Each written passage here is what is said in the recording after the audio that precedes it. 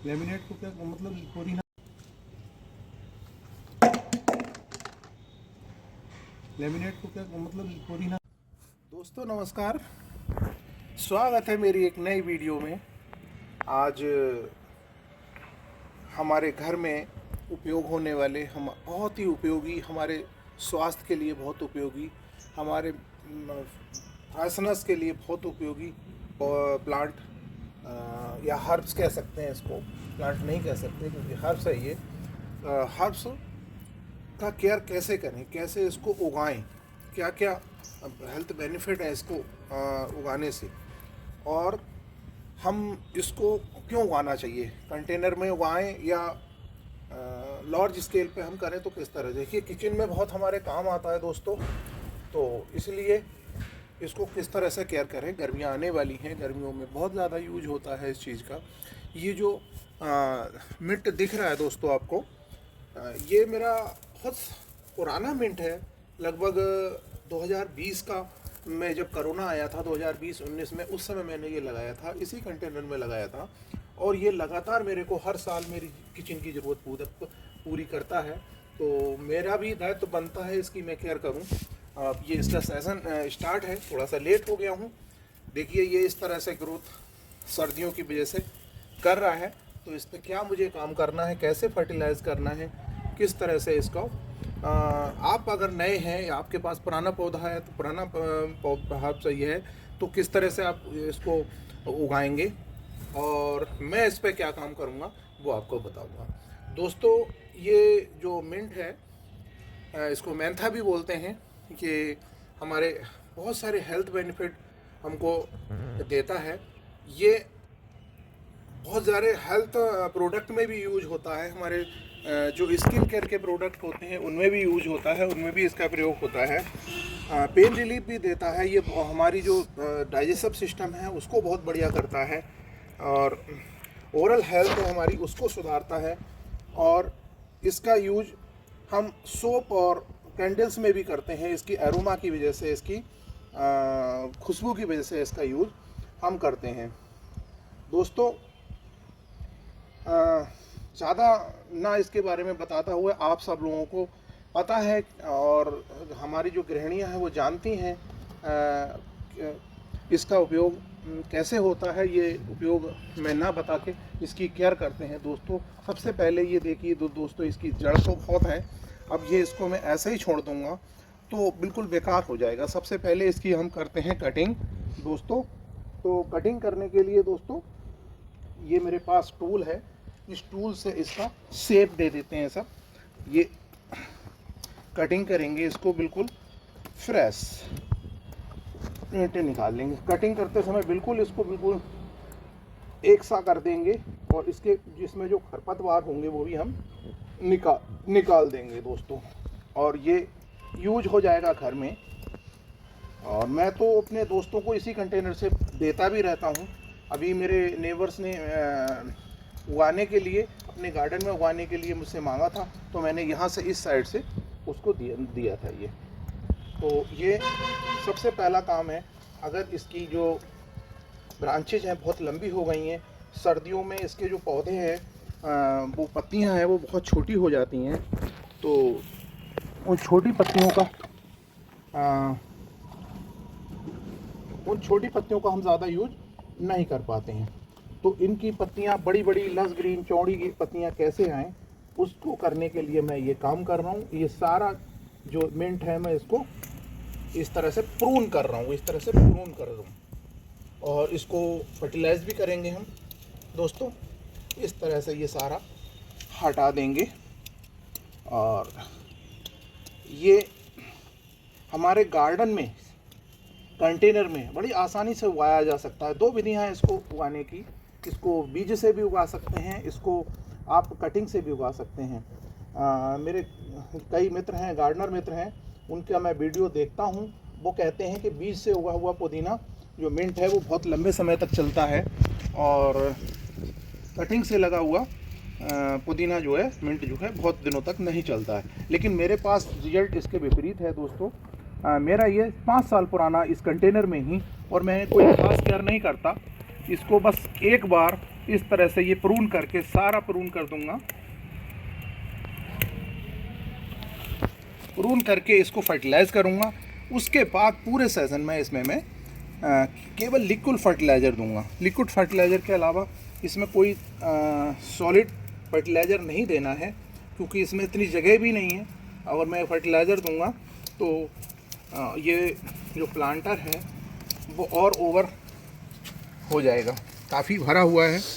तो इस तरह से ये दोस्तों साफ लीफ आएंगी, बढ़िया लीफ आएंगी, चौड़ी लीफ आएंगी, और इसका फर्टिलाइज़र भी हट जाएगा। वो सॉरी इसका जो इसमें जो भी इसके अंदर खरपतवार होंगे, बीड्स होंगे, वो बीड्स भी हट जाएंगे। और फ्रेश लीफ का हम जब यूज़ करते हैं तो अच्छा लगता है दोस्तों। तो इसका लेमिनेट, इसका जो हमारे किचन में इसको स्वाद इसकी एरोमा की वजह से होता है। इसका एरोमा बहुत प्यारा एरोमा होता है। एरोमा की वजह से हम सोप में भी यूज़ करते हैं, कोल्ड ड्रिंक जो बीवरेज है बीवरेज में भी यूज़ करते हैं। तो इस तरह से अब इसकी ये हुई कंडीशन दोस्तों, ये कंडीशन बन के आ गई इसकी। स्टॉप करना केवल, पॉज जाओ। हाँ बैठ जाओ, तो ऊपर से अच्छी नहीं आएगी, हमें मालूम है अच्छी नहीं आएगी। पीट्स है ये इसको चूका घास बोलते हैं हमारे यहाँ। आप क्या क्या बोलते हैं आप बताएंगे। ये खाने में खट्टी लगती है, बड़ा टेस्ट देती है, और इसका आयुर्वेद में उपयोग भी होता है, लेकिन हम लोगों को नहीं पता है। तो किसी जानकार की सलाह में इसका उपयोग कर सकते हैं आप। तो इस तरह से अब ये हो गया। अब मैं ये देख रहे हैं दोस्तों, ये है मेरी गोबर की खाद, गाय के गोबर की पुरानी खाद है, 3 साल पुरानी खाद है। इसकी एक लेयर में बैठा दूंगा अच्छी तरह से इसमें, और उसके बाद साल भर मुझे कोई भी खाद देने की ज़रूरत नहीं है, और वाटरिंग कर दूंगा। क्योंकि अब ये जो नई लीव्स निकल के आएंगी, बढ़िया लीव्स निकल के आएंगी, चौड़ी लीव्स निकल के आएंगी। और ये जो मिंट है दोस्तों, हमारे गार्डन में पेस्ट को भी बहुत दूर करता है, पेस्ट को भी रिमूव करता है। जो एरोमा वाले प्लांट्स होते हैं, उन प्लांट्स में ज़्यादातर पेस्ट नहीं आते। और इस जैसे मेरे ये पड़ोस में देख रहे हैं, इसमें ये कूलर की बॉडी है पुरानी मेरे, तो इस बॉडी में मैंने तुलसी लगा रखी है। लगा क्या रखी है, इसमें भी मिंटी था दोस्तों, तो मेरी ज़रूरत के हिसाब से ज़्यादा हो रहा था। तो एक बार मैंने इसमें तुलसी उगाई अपने आप। तो तुलसी को उखाड़ना हमारे यहाँ शुभ नहीं माना जाता, तो इसलिए मैंने नहीं उखाड़ी। और ये पूरी सर्दियों यहीं रखा रहा है दोस्तों, ये पूरी सर्दियों पूरा तुलसी जी यहीं रखे रहे हैं। और देखिए, लोग कहते हैं अब इस बार सर्दियाँ भी बहुत ज़्यादा पड़ी हैं, तो इस ज़्यादा सर्दियों के बावजूद भी ये दोबारा देखो अच्छी तरह से ग्रोथ करने लगी है। अभी आज ही मैंने इसकी मंजरी हटाई है। तुलसी जी की मंजरी हटाना भी हमारे लिए बहुत ही ज़रूरी होता है। इससे प्लांट की जो ग्रोथ है वो रुक जाती है, प्लांट की ग्रोथ रुक जाएगी तो हमें अच्छे रिजल्ट नहीं मिलेंगे। तो इस तरह से मैंने ये दोस्तों ये बिठा दी इसकी, और कर देंगे इसमें वाटरिंग। ये नई बड़ी कोपल बढ़िया अच्छी निकल के आएंगी इसमें, और उनका हम यूज़ करेंगे अपने घर में। और दोस्तों ये एक ही बार पूरे सीजन में इस तरह से फर्टिलाइज़र देना है। बाकी जो फर्टिलाइज़र देंगे हम लिक्विड फर्टिलाइज़र देंगे, इसमें जनरली पेस्ट नहीं आते हैं। और मैं अपने घर के लिए यूज़ कर रहा हूँ, तो कोई केमिकल तो वैसे भी नहीं देना है। ऑर्गेनिकली कर रहे हैं, बिल्कुल टोटली ऑर्गेनिक यूज कर रहे हैं, इसमें कोई भी केमिकल नहीं देना है। जनरली इसमें कोई भी बीमारियां नहीं आती हैं, और बीमारियां कभी आएंगी तो हल्का सा बहुत ज़्यादा जो गर्मी होगी तब इसकी जो लीव्स हैं वो कर्ल होके मुड़ने लगेंगी, और कैसी हो जाएंगी, बहुत छोटी छोटी लीव्स हो जाएंगी। इसका जो बेस्ट सीज़न है, बेस्ट टेम्परेचर है, वो इसको 15 से लेके 35 डिग्री तक टेम्परेचर जो है बेस्ट शूट करता है दोस्तों। अगर इससे ज़्यादा टेम्परेचर होगा तो भी इसकी पत्तियां जो है बहुत छोटी छोटी हो जाएंगी, और इससे कम टेम्परेचर होगा तो भी इसमें पत्तियां बहुत छोटी हो जाएंगी, बहुत ज़्यादा छोटी हो जाएंगी। और कभी कभी अगर इसमें दोस्तों पेस्ट आते भी हैं तो मैं केवल यूज़ करता हूँ ऑर्गेनिक नीम का तेल यूज़ करता हूँ, या फिर गार्लिक और ओनियन का जो लिक्विड फर्टिलाइज़र है उसी। तो दोस्तों, इसमें विशेष बात यह है, इसको आपको रखना है फुल सनलाइट में।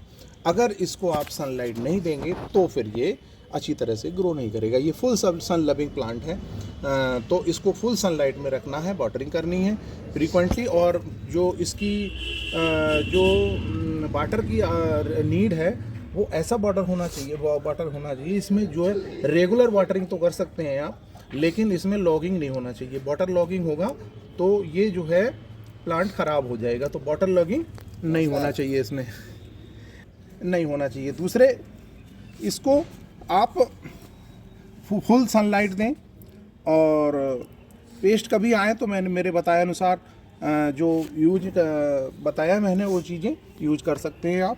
और इसमें आप मिट्टी जो कैसी बनाएं, और तरीके दो होते हैं इसको लगाने के, बीज से और कटिंग से। कटिंग से बड़ी आसानी से ग्रो हो जाता है, बीज से लगाएंगे तो बहुत टाइम लगेगा, और बहुत सारी जर्मिनेटिंग रेट भी इसका बहुत कम है। तो दोस्तों, आपको मेरा वीडियो ये कैसा लगा? आपको अगर लाभप्रद लग रहा है वीडियो तो प्लीज़ दोस्तों मुझे सब्सक्राइब कीजिए और दोस्तों में शेयर कीजिए, और मुझे इस से बहुत बड़ा आत्मबल मिलेगा। बहुत बहुत धन्यवाद दोस्तों मेरी वीडियो में बने रहने के लिए। Please like and subscribe. Bye bye दोस्तों।